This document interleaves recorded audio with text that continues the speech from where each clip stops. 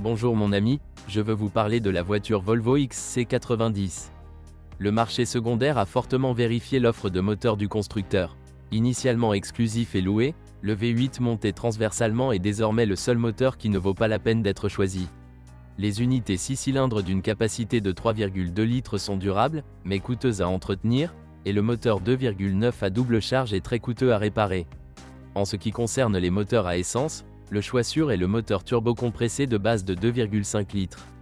Un moteur solide et puissant qui ne donne pas au XC90 des performances particulièrement bonnes, mais qui a suffisamment de force pour pousser cette voiture lourde. De plus, il fonctionne très bien avec les installations GPL et, en cas de panne grave, il est facilement accessible car il a été installé sur de nombreux modèles. Et pas seulement Volvo, mais aussi Ford. Toutes les unités diesel, malgré des marquages différents, sont du design 2.4D du constructeur suédois en plusieurs versions. Plus il est vieux, plus c'est problématique, mais plus il est jeune, plus sa réparation coûte cher. L'entretien de ce moteur n'est pas bon marché, mais l'unité elle-même dure 500 000 heures. Kilomètres sans aucun problème, pas comme la transmission. Les voitures automatiques peuvent résister à une conduite dynamique et au remorquage en moyenne, et souvent après 100 000 miles. Kilomètres conviennent au moins à une révision solide. Il en va de même pour les renvois d'angle chargés de transférer l'entraînement vers l'essieu arrière. Le système AWD est alimenté par un embrayage multidisque durable, mais vous devez vous rappeler de changer l'huile. Comme pour l'ensemble du système d'entraînement, l'entretien d'une voiture coûte cher, les propriétaires profitent donc de sa grande durabilité, c'est pourquoi les voitures vieilles de plusieurs années sont déjà très fatiguées.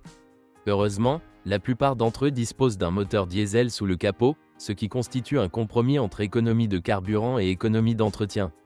Je recommande le moteur de 185 chevaux, proposé en 2005 à 2010, car il ne répond qu'à la norme Euro 4, donc ce n'est pas trop compliqué.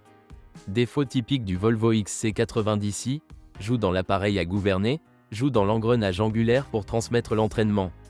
Usure rapide de la chaîne de distribution dans le moteur 3.2. Fonctionnement inégal du moteur 4.4. Usure accélérée des injecteurs des diesels dès le début de la production.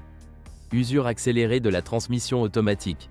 Que rechercher? Les versions les plus simples possibles, moteur diesel, transmission manuelle, suspension sans système d'auto-nivellement.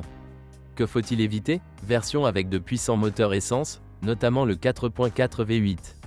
Merci de m'avoir écouté, n'oubliez pas de vous abonner à la chaîne et de noter ma vidéo. Si vous connaissez des problèmes avec cette voiture que je n'ai pas mentionné, assurez-vous de les écrire dans les commentaires.